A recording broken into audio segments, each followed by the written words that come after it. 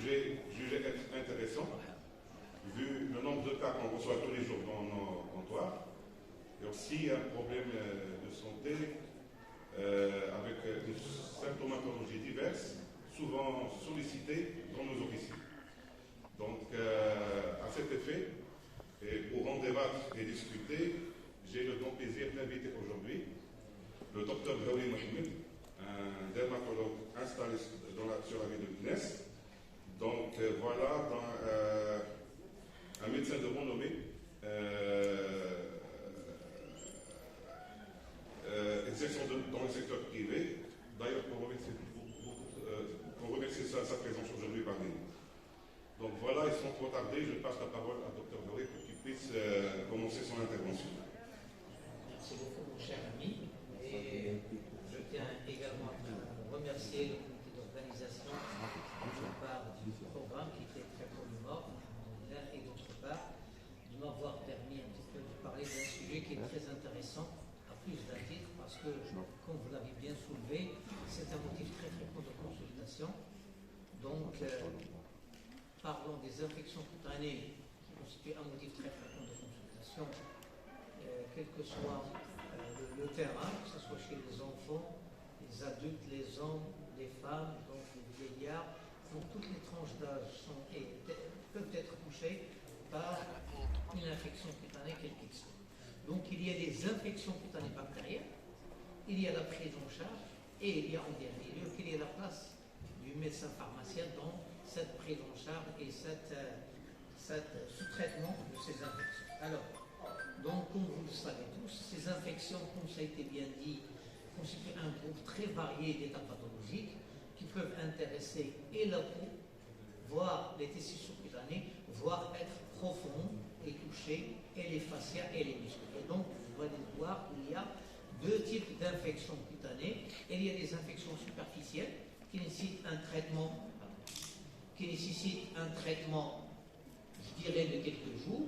Et il y a certaines infections qui sont graves, qui vont nécessiter un traitement très lourd, un traitement médico-chirurgical, voire dans certains cas une hospitalisation en urgence.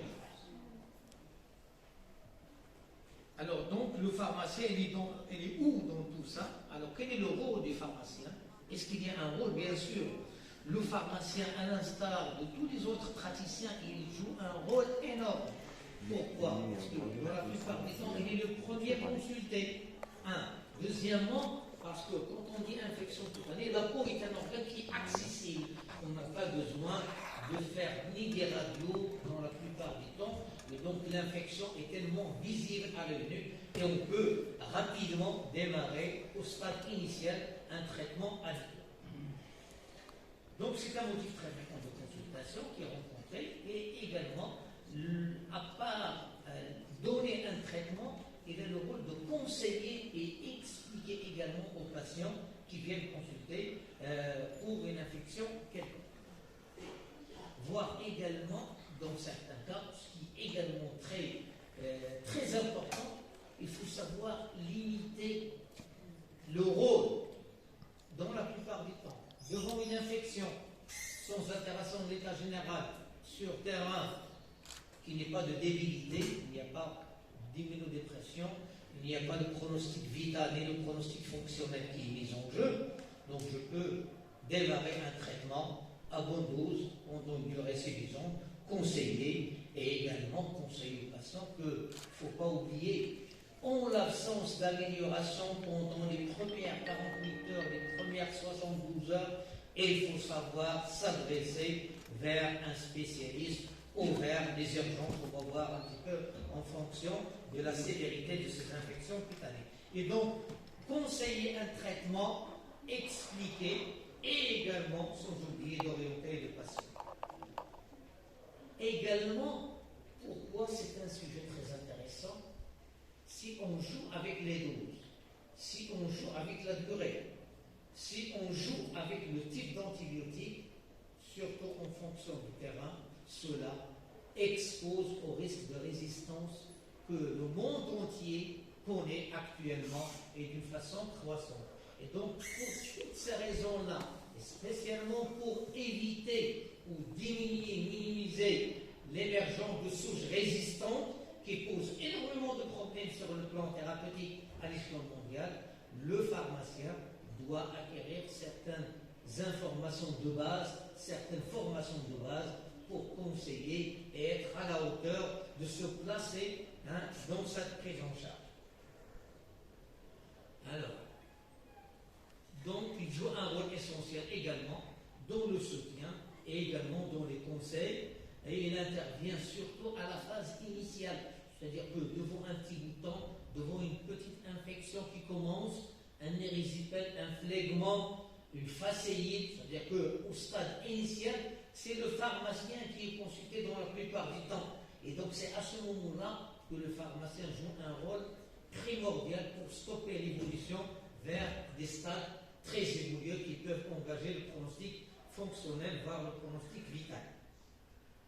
Donc encore faut-il délimiter son rôle qui doit rester également complémentaire chaque fois qu'il ne comprend pas un petit peu le type d'infection, parce que dans la plupart du temps, un féroncle, un abcès, parfois un érysipèle, un érythème noueux, donc on peut se permettre de débuter un traitement à bonne dose, dans une durée suffisante, et revoir le patient. Mais parfois, si vous voyez, on va voir, est-ce qu'il y a des signes, ce qu'on appelle des signes de mauvais pronostic. Donc quand le patient se présente chez vous avec des signes de mauvais pronostic, pas la peine de prescrire un traitement à ce moment-là. Il est de votre rôle de le conseiller d'aller voir soit les urgences, soit qu'il soit hospitalisé, soit aller voir une unité médico-chirurgicale pour qu'il y ait un acte médico-chirurgical. C'est pour cela qu'il y avait des recommandations, voilà, donc des recommandations qui ont été élaborées à partir de 2019, vu l'ampleur du problème, vu l'importance, donc il y avait certaines recommandations qui ont été élaborées pour essayer de régler pas mal de problèmes, essayer d'étoffer les connaissances des médecins praticiens, quels qu'ils soient, pharmaciens, généralistes ou autres spécialistes. Il faut qu'il y ait certaines recommandations à respecter pour ne pas tomber dans des formes graves. Donc, parmi les premiers points essentiels, est-ce que vous voyez que c'est fini? C'est bon. Hein? Oui. Alors, donc, il y a en premier lieu, il y a le type d'antibiotique, c'est-à-dire que devant une infection X, quel type d'antibiotique à élaborer pour essayer un petit peu de régler le plus rapidement possible et efficacement les problèmes. Donc, le type d'antibiothérapie.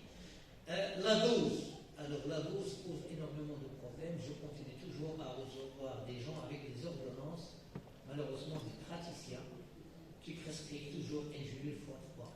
C'est une politique qu'il faudra bannir, qu'il faudra éviter. On ne joue pas avec le nombre de doses, on joue avec milligrammes kilos. Quelqu'un qui pèse 60 kg, qui pèse 100 kg, 120 kg. Un terrain de débilité diabétique, HIV, sous une immunosuppresseur au long cours, il faut augmenter les doses. Et donc, il faut toujours jouer avec la formule milligramme kilo, c'est très important d'en parler. Également, la durée. Donc, je ne dois ni prolonger excessivement et inutilement sa durée, et vous allez voir que pour ces infections superficielles, la durée serait courte, contrairement aux infections profondes, pour lesquelles parfois même un acte opératoire est associé, la durée doit être suffisamment longue, et vous allez voir, c'est au cas par cas. Dernier point essentiel, comme on l'a dit tout à l'heure, savoir que devant des formes graves, ce n'est pas la peine de jouer avec les traitements, il faut envoyer le malade pour qu'il soit hospitalisé le plus rapidement possible. Donc tout ça, c'est la durée. Vous allez voir, la durée a été rectifiée et on a pas mal changé, pas mal de politique et pas mal de prise en charge concernant les traitements antibiothérapie en matière d'infection fœtale. Alors, chose très importante avant de choisir le type, la durée et la dose, il faut d'abord essayer un petit peu de classer ces infections. C'est facile, on va les voir. Alors, il y a des infections qui sont non compliquées. On va voir quels sont les critères de complication. Est-ce qu'il est compliqué? Est-ce qu'il n'est pas compliqué? Donc, une infection non compliquée, je peux tranquillement, je dis bien tranquillement, démarrer un antibiotique adéquat, pendant une durée adéquate et avec une dose adéquate pour essayer de régler le problème de vos patients. Mais si vous voyez qu'il s'agit déjà d'une infection qui a traîné avec des signes de gravité, pas la peine de démarrer. Il vaut mieux conseiller le patient à aller voir soit les urgences, qu'il soit admis en urgence, soit aller voir un spécialiste pour qu'il y ait un acte de drainage, par exemple, ou d'incision associée. Alors, les classements, donc voilà la surface de la peau, avec l'épiderme, le derme superficiel, la couche graisseuse et les muscles avec les fascias. Et donc, il y a un groupe très superficiel, alors pour lesquels on peut tranquillement démarrer une antibiothérapie, on va les voir. Il y a le deuxième groupe qui est un petit peu très profond, c'est-à-dire de profondeur intermédiaire. Et il y a le troisième groupe avec une atteinte musculaire, une atteinte des fascias.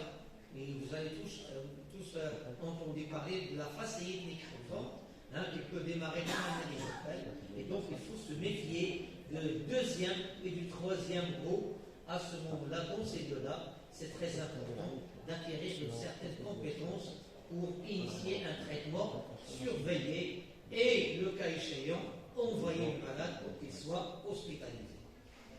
Alors, sur ce schéma, vous allez voir qu'il y a des infections superficielles que vous voyez tous régulièrement. Donc, il y a des follicules superficielles qui réalisent cliniquement ce qu'on appelle communément les furoncles. Plus profondément, il y a l'anthrax, l'impétigo qui reste très fréquent sous notre contrée, que ce soit de l'enfant ou de l'adulte. Et il y a les abcès, et il y a les ecthymas, regardez, les phlegmons. Et donc, vous voyez, il y a les résipènes. Et il y a les formes graves, ce sont les formes qui se localisent très profondément dans le derme. On va voir un petit peu les formes qui sont les plus fréquemment rencontrées.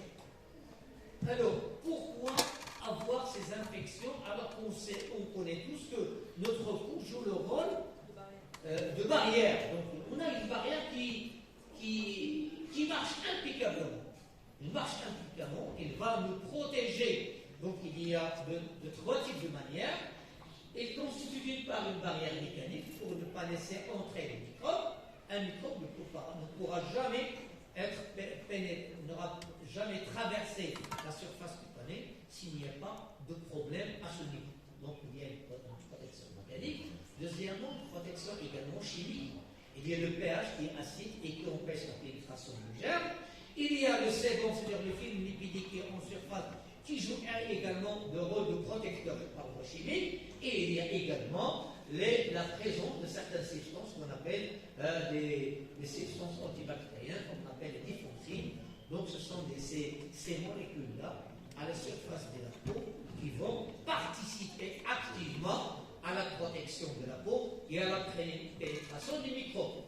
Troisième chose, c'est une protection qui est biologique. Biologique parce que, dirons, ces dernières années, on a commencé à parler trop d'une flore microbienne saprophyte qui vit avec nous et dans lequel on en a vraiment besoin et qui joue un rôle important dans cette protection. C'est ce qu'on appelle le microbiome ou le microbiome. Donc c'est quoi? C'est la flore cutanée saprophyte qui se retrouve soit au niveau de la peau, soit au niveau du tube digestif. Et en plus, il y a, sans oublier, le fameux système immunitaire qui est là, donc médié surtout par les cellules de l'endurance, par les macrophages, qui sont toujours au niveau de la partie superficielle du derme, voire au niveau de l'épiderme, pour lutter contre la pénétration du microbe. Avec toutes ces protections, comment il arrive qu'on contracte des microbes et qu'on aille des infections cutanées? Alors, la flore cutanée saprophyte, elle est là, regardez, donc pas la peine de retenir ces germes-là. Donc, elle est polymorphe, elle est variable, donc elle est là, et elle est permanente, c'est-à-dire qu'elle est toujours là. Donc, ça, c'est la flore saprophyte qui vit avec nous et qui sont également censés nous protéger contre les microbes. Et à côté de cette flore saprophyte, il y a les germes pathogènes. Ils sont en largement représentés par le staph doré ou le Staphylococcus aureus. En deuxième lieu, il y a le sméto, et également, en plus des deux, il y a d'autres microbes qui interviennent. Donc, rappelons les deux premiers qui constituent plus de 82%, et également, sans oublier, il y a d'autres microbes qui interviennent dans le déterminisme d'une infection cutanée. Alors, pourquoi on contracte ces microbes et ils viennent d'où? Ça, c'est une question qui est également très importante. Il faut savoir qu'il y a deux gîtes. D'une part, il y a l'environnement qui est pollué, qui est pourri un petit peu de microbes. Chaque fois qu'on touche une surface pulpante, il y a des germes pathogènes. Et ces germes pathogènes, chaque fois qu'ils trouvent une petite lésion, une petite brèche, une blessure, une plaie traumatique, une lésion vésiculeuse ou une lésion bulbeuse, si on la désinfecte pas régulièrement, ça va s'infecter. Et donc ça, c'est la première des choses. Deuxièmement, ce qui est bien démontré, c'est qu'au niveau du corps, il y a des gîtes, propices qui contiennent du germe au long cours, en l'occurrence l'orifice narinaire. Donc l'orifice narinaire, si vous voyez un enfant ou un adulte qui présente une infection cutanée X et que vous avez traité convenablement, sans problème d'immunodépression, qui n'est pas diabétique, qui ne prend pas d'immunosuppresseur, qui n'est pas VIH, qui n'a pas de problème d'immunité et qui récidive, pensez à traiter les gîtes. Comme ça, vous allez éviter au maximum les récidives d'infection cutanée. Donc, l'infection a besoin de quoi? Elle a besoin d'une porte d'entrée, donc une petite brèche cutanée, ou bien une lésion susceptible qu'il soit infecté, notamment les vésicules, les bulbes, les plaies. Donc, toutes ces lésions-là constituent une porte d'entrée potentielle pour la pénétration des germes si on ne les désinfecte pas. Deuxièmement, donc, on a dit le réservoir, ou les deux réservoirs principaux, c'est l'environnement. Alors, au milieu scolaire, donc tu traite, il sera contaminé.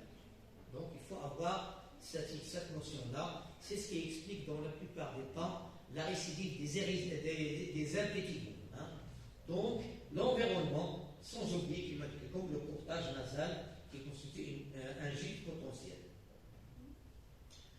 Chose très importante, quand on traite convenablement une infection X, une infection superficielle qui est censée être minime ou bien facile à traiter. Mais quand on prescrit un antibiotique fort, avec une dose convenable, 30 à 50 mg kg, et non pas une fois 3, 30 à 50 mg kg en fonction de l'infection, on va voir.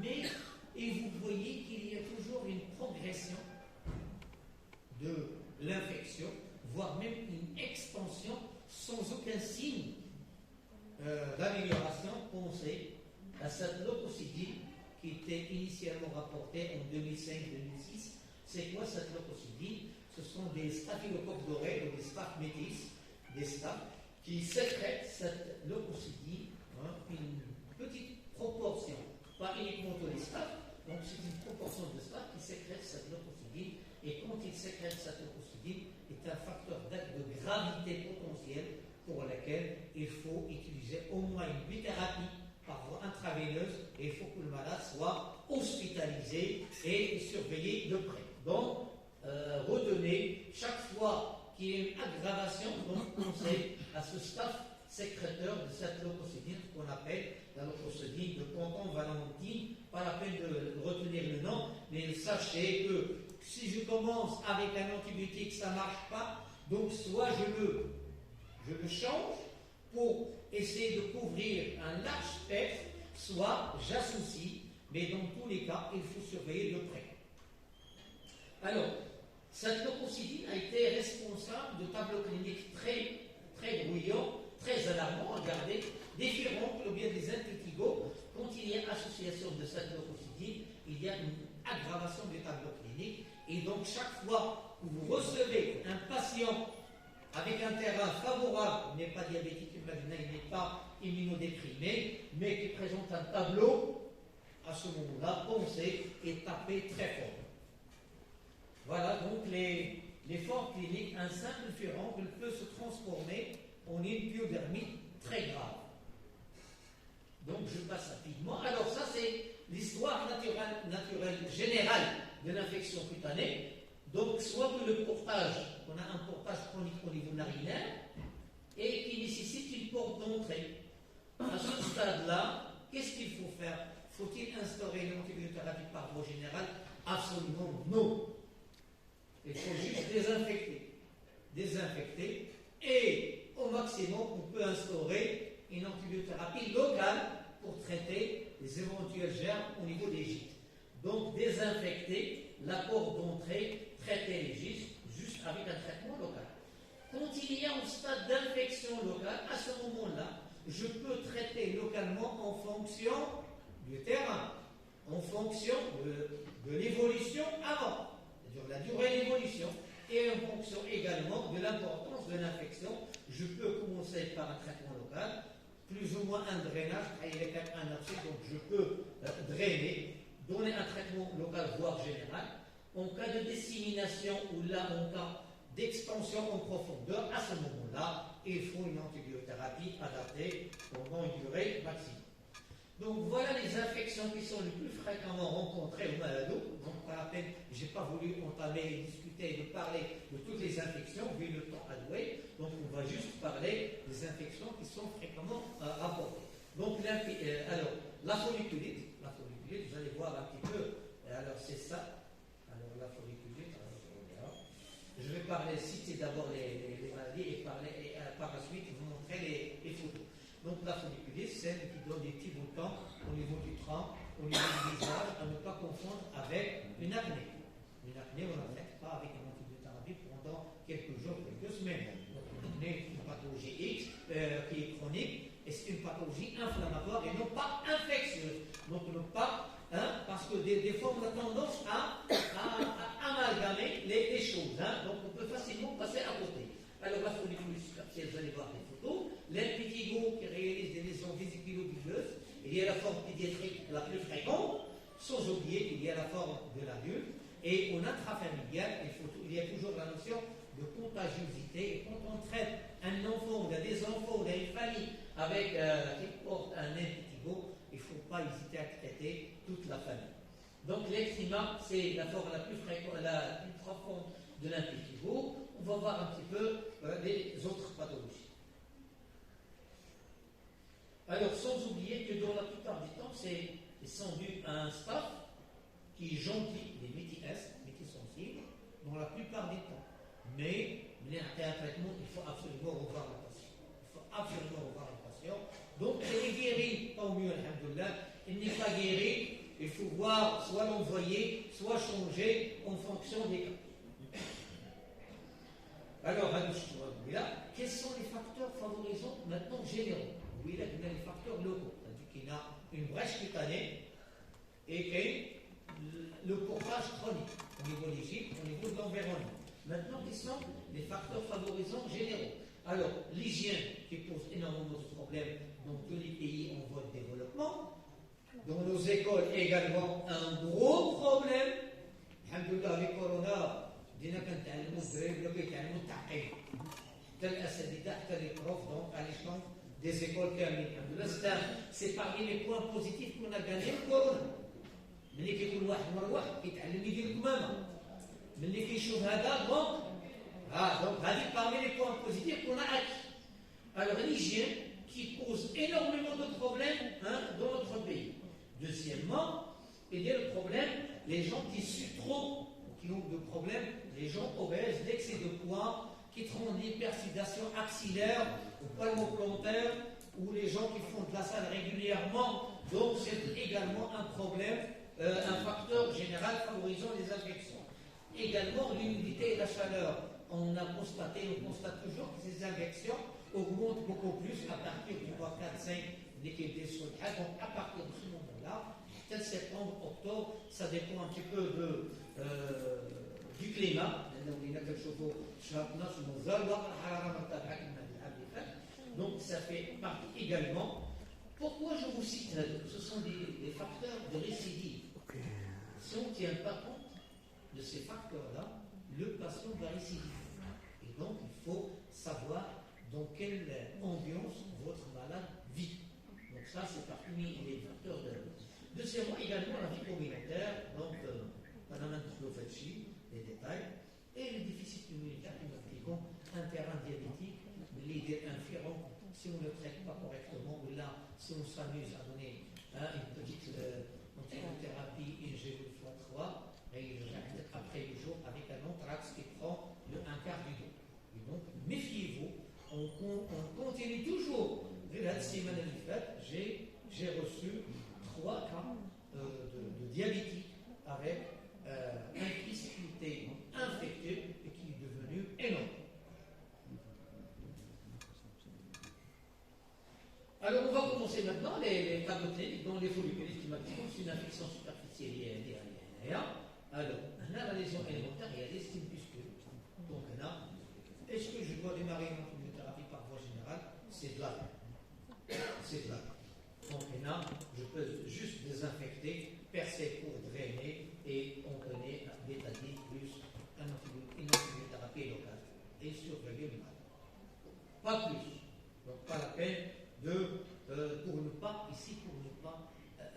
à force de donner trop d'antibiotiques, on les élimine dans les urines, c'est éliminé dans les mers et dans les océans, ça pose énormément de problèmes. Elle est ingérée par les poissons, qu'elle apporte dans les poissons, qu'elle apporte des antibiotiques, et c'est ça, sur cette roue-là, fait intervenir le problème des résistances secondaires. Donc, une petite lésion, juste désinfectée, percée, trouée, et une antibiothérapie à la rigueur, une antibiothérapie locale, et c'est tout, et le jour est joué, mais il faut poser la question pourquoi il a fait cette lésion. Ce qui nous manque dans la médecine en général, c'est qu'on ne pose jamais la question pourquoi. On traite, on pose le diagnostic et on traite, mais on ne se pose pas la question pourquoi il a fait cette lésion-là. Si on ne se pose pas la question, il va récidiver. Alors, il y a des facteurs généraux qui vont favoriser l'infection, et si on ne conseille pas, ça va récidiver. La follicule superficielle, qui est dans la plupart du temps liée aux l'hypertension, la chaleur, la macération. Donc là, ce n'est pas la peine on peut juste désinfecter et on peut à la longue donner une cycline pendant une petite semaine, 10 jours et le tout régime. Voilà donc les folliculites. À savoir, mais les folliculites ne sont pas toujours liés au staph et au streptocoque. Il y a une amoxicilline protégée, alors qu'il est d'origine mycosique. Et vous allez voir un petit peu les germes. Et peut-être le piocynique, donc le traitement que je vais donner, c'est vrai que le staph et le streptocoque sont les plus fréquemment rencontrés. On a une surprise. Donc on a le piocynique, on a les pétérosporiques qui est lié un parasite qui vit avec nous, qui fait partie de la flore saprophyte, et il y a les folliculites condylotiques en fonction du terrain, qui est immunodéprimé, et il y a également certaines inflammations à l'épidémie incarnate, c'est-à-dire les poils incarnés de la barbe, c'est les phototypes foncés également. Alors pour ces lésions-là, une amoxicilline protégée qui ne marche pas. Pourquoi je vous dis ça? Chaque fois que vous allez revoir le patient et qu'il n'est pas totalement amélioré ni guéri, pensez aux autres et peut-être d'origine mycosique. Donc un antimycosique, ça va régler le problème. Maintenant, dans ces conditions-là, il ne faut pas oublier, il ne faut pas hésiter à demander un prélèvement mycologique. Et vous allez voir que, regardez, cliniquement la même chose, mais là, il est d'origine bactérienne. C'est ici, c'est une antibiothérapie. Là, il est d'origine pédorosporique. Là, c'est un antimycosique. Alors, donc, les anthrax également, c'est la forme la plus fréquente. C'est là. Voilà l'anthrax, donc follicule superficielle. L'anthrax, c'est l'infection de la partie profonde de ce follicule pilosébacé. Donc, cliniquement, c'est un ferron qui est facile, c'est comme ça, hein, il est facile à diagnostiquer, mais s'il s'agit d'un terrain immunodéprimé, il va devenir comme ça. Deuxièmement, s'il s'agit d'un staph qui sécrète cette fameuse leucocytine, il peut devenir il peut augmenter de taille, voire réaliser une oxydation. Donc, il y a juste un traitement local, il est licite de démarrer une antibiothérapie, 30 à 50 mg en fonction du terrain, pendant 5 jours pour revoir le patient. Et donc, c'est au cas par cas. Ce n'est pas une seule prise en charge, un seul protocole pour tous les patients. C'est au cas par cas, c'est très intéressant. Donc, voilà un petit peu les formes graves, les anthrax. Si on ne traite pas les furans si on ne les traite pas convenablement, ça peut devenir comme ça, et ça peut également devenir comme ça. Alors, à ce stade-là, il ne faut pas uniquement instaurer une antibiothérapie, il faut inciser et drainer. Maintenant, si je n'ai pas de résultat, que faut-il faire? Alors, ce qui est logique, il faut penser au diagnostic différentiel, c'est-à-dire des infections mycosiques pour lesquelles il faut un traitement antimycosique, et s'il y a d'autres germes, il est ici de demander un prélèvement bactériologique pour savoir à quel germe on a affaire, avec antibiogramme. Donc, le germe sera détecté et il va vous donner la liste de l'antibiogramme et vous serez guidé des résultats. Le traitement d'antibiotiques pour les formes isolées, c'est juste un traitement local désinfecté et vidé, drainé. Pour les formes graves, les formes compliquées, c'est l'antibiothérapie générale. En fonction du terrain, les conseils du jour, c'est la minimum. C'est un sujet non immunodéprimé, il n'est pas diabétique, ne souffre de rien, il n'est pas polymédicamenté, donc je peux me confronter de 5 jours. Un sujet qui est soit immunodéprimé, soit que quelqu'un que je ne vais pas revoir. Il a dit, je vais ouvrir une petite parenthèse, quelqu'un déjà a dit mariage.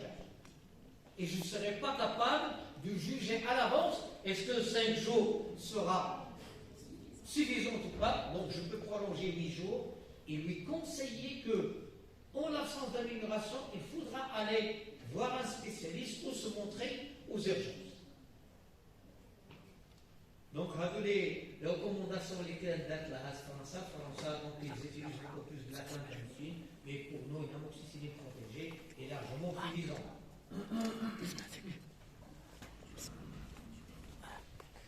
Alors, donc, la furonkylose, c'est la répétition. C'est quelqu'un qui fait du furoncle à répétition, il faut toujours chercher soit un portage chronique au niveau narinaire, soit chercher le terrain, demander une piscine à jour. Maintenant, il est licite de demander un prélèvement bactériologique pour essayer un peu de voir à quel germe on a. Donc, le portage, je passe rapidement. Le traitement, c'est quelqu'un qui fait des furoncles à répétition. Il y a la furonculose. Donc, lors du poussé, il faut traiter, soit une antibiothérapie pendant 7 jours au lieu de 5 jours. Et n'oubliez pas de traiter, là, en dehors des poussées, il faut traiter les gîtes par une antibiothérapie locale. Donc, l'hygiène, le protocole de décolonisation, donc je ne vais pas rentrer dans le détail. Les abcès, tout le comchitolas. Alors, l'abcès, qui est minime, qui est modéré, c'est un abcès de grande taille. Sujet immunodéprimé, il faut qu'il soit drainé, il faut qu'il soit traité par au moins une bithérapie. Sujet non immunodéprimé, je peux me contenter d'une amoxicilline protégée et revoir après, mais l'incision s'impose. L'incision s'impose. Un fanari qui me fait un pharmacien qui a fait l'antibiotique. Ça ne va pas résoudre le problème. Il faut inciser au travers de l'aiguille. Il faut désinfecter, inciser et le malade sera totalement soulagé. Pour le traitement, donc, en plus de l'incision, qui m'appliquons parce que c'est une collection, il faut instaurer une antibiothérapie. Donc l'abcès, je vous montre quelques aspects, voilà. Là, il faut inciser et mettre le malade sous antibiothérapie. L'infitigo qui est très fréquente, et surtout dit au staff, voire au spectacle. Donc, il faut l'hygiène, que ce soit à domicile, à l'extérieur, et il faut, n'oubliez pas de traiter toute la famille, sans oublier le portage au niveau narinaire, il faudra également traiter. Voilà donc les formes d'impétigo. Je passe rapidement à les lésions de l'enfant. Voilà. Voilà. Tout ça, c'est de l'impétigo. Et parfois, il peut être au stade initial des formes des bulles. Ce n'est pas une maladie bulleuse attendue, c'est l'impétigo au stade de début. Donc là, je peux, à ce moment-là, désinfecter, percer. Sans eau, il ne faut pas enlever le toit des bulles. Je vais ouvrir, que ce soit pour les brûlés ou pour les dermatoses bulleuses, il ne faut absolument pas enlever, ôter le toit parce que ça protège les os. Donc, c'est toujours l'impétigo de l'enfant, l'impétigo de l'adulte, regardez. Et je passe rapidement les complications qui sont très rares. Si on ne les traite pas convenablement, ça risque d'entraîner une atteinte rénale à titre de glomérulonephritis. Donc, alors, les phlegmons, une affection des extrémités. Alors, le phlegmon, arrivé à ce stade-là, n'oubliez toujours pas de chercher la glycémie. Quelqu'un qui commence par une infection au niveau des extrémités et qui finit par un phlegmon, le dernier liche, il avait une glycémie à 4,5. Le dernier liche. Donc, n'oubliez pas toujours pas de demander c'est un traitement médico-chirurgical. Donc, tu débutes déjà un traitement minimum 50 mg kg ou une bithérapie et tu l'envoies aux urgences. Il y a un complément les urgences donc, mais vous commencez d'emblée une bithérapie. Donc, ça commence par un panari comme ça. Alors, un panari, il faut l'inciser. Il dit l'incision à l'hiver antibiothérapie. Donc, absolument, il faut l'inciser. Alors, pour les... Donc, ça se passe rapidement. Pour les infections bactériennes, les plaies chroniques, donc une plaie qui n'est pas désinfectée convenablement, ça finit par s'infecter. Et à ce moment-là, il faut bien nettoyer quotidiennement la plaie. Il faut voir s'il y a lieu de suturer. Et en plus, il faut donner une antibiothérapie à l'axe. Les résipèles, tous les résipèles, toute une pathologie extrêmement fréquente au niveau des jambes. Alors, au niveau des jambes, maintenant, c'est minimum 50 mg kg pendant au moins 10 jours, avec le repos, jambes surélevées pendant 10 jours. Et donc, le protocole, qui est un protocole standard, ma fiche de tien. S'il s'amuse à travailler, à rester debout, il va garder un lymphédème chronique pour lequel il n'y a pas de traitement. Donc, là, les résipèles, regardez, il y a plusieurs formes cliniques des résipèles, et vous allez voir qu'il y a des formes. Ça, c'est une forme qui est bénigne. Vous allez voir des formes graves, regardez, qui peuvent descendre au niveau du pied, regardez l'enflement. Maintenant, minimum, c'est 2 à 3 semaines. C'est pas 8 jours, c'est pas 10 jours, minimum 15 jours à 20 jours. Sous surveillance, il faut revoir le patient. Voilà les formes graves. Chose très importante, parmi les messages forts, pas d'anti-inflammatoire pour les infections cutanées, quelles qu'elles soient. Pas d'anti-inflammatoire ni local, ni général. Chaque fois qu'on a un érysipèle compliqué, il y a un anti-inflammatoire derrière. Donc voilà les formes graves, qu'on reçoit, qu'on continue toujours à revoir. Parce qu'on s'amusait à prescrire l'anti-inflammatoire. Donc l'anti-inflammatoire, en général, quel qu'il soit, n'a aucune place pour traiter une infection cutanée. Voilà, regardez. Donc ce sont des patients qui ont reçu, des ARS. Voilà, donc je passe rapidement. Et regardez donc un eczéma. Si on ne la traite pas, on ne désinfecte pas, ça risque d'entraîner un phlegmon de tous les pieds. Voilà, donc regardez cette extension au niveau de la face plantaire. ici c'est un érysipèle de la face, parce que l'érysipèle était initialement rapporté au niveau de la face. Mais par la suite, elle est beaucoup plus rencontrée au niveau de la jambe, au niveau de la face. Là, c'est une urgence, il faut traiter. Voilà donc l'érysipèle de la face, je passe rapidement. Il y a des signes de gravité qui doivent inciter à hospitaliser rapidement. Donc une infection cutanée avec ces signes de gravité que voilà, on n'a pas le temps de les détailler, pas la peine de jouer avec une antibiothérapie ambulatoire à domicile, il faut envoyer le malade pour hospitalisation et qu'il soit traité. Alors quelles sont les complications des infections en général, en l'occurrence de l'érysipèle? C'est la récidive, l'absédation, qui devient un homme, la décompensation également, et voire même un choc septique, si on ne traite pas convenablement. Donc, diagnostic différentiel, je passe. Maintenant, une forme très particulière qui ressemble à l'érysipèle de la face. C'est la staphylococcus de la face. C'est une véritable urgence thérapeutique. Urgence thérapeutique, il faudra traiter minimum 50 mg kg avec une amoxicilline protégée, parfois même avec une bithérapie.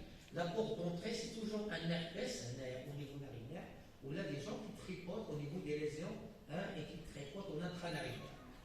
Si on a un petit bouton qu'on ne traite pas, ça risque d'entraîner une staphylococcus maligne de la face. Regardez les portes d'entrée, soit en intrabuccal, soit au niveau cutané. Regardez un bouton d'herpès qui risque de s'aggraver pour donner, ou bien un herpès au niveau nasal. Qu'on ne traite pas, voilà, avec risque de thrombose des veines cérébrales.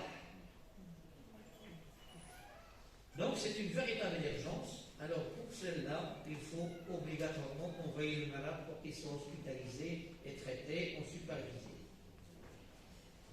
Donc traitement, je passe rapidement, c'est une hospitalisation en urgence. Alors, donc les facteurs de risque, c'est le terrain, comme un diabétique. Ce n'est pas le cas comme quelqu'un qui n'est pas diabétique ou n'est pas immunodéprimé. Donc ces facteurs-là constituent également un motif pour taper très fort, voire même associer 2 antibiothérapies. Voilà, urgence médico-chirurgicale, donc je passe rapidement. Alors, dans la plupart des temps, comme regardez, ce sont des infections graves. Regardez la mortalité qui peut aller jusqu'à 30%. Si on ne joue pas, si on joue à prescrire une faible dose ou là une durée courte. Donc ça, je passe rapidement. Voilà les facteurs de risque de mortalité. Donc chaque fois que vous voyez quelqu'un qui a un de ces facteurs de risque, il faut l'envoyer pour qu'il soit hospitalisé. Donc je passe rapidement. Alors les formes de fasciite microsome, là c'est une véritable urgence médico-chirurgicale. Médico-chirurgicale et non pas médicale. Il ressemble à l'érysipèle, mais ce n'est pas un érysipèle, c'est une fasciite microsome. Regardez, il ressemble à l'érysipèle, mais on peut facilement passer à côté. Et je vous remercie.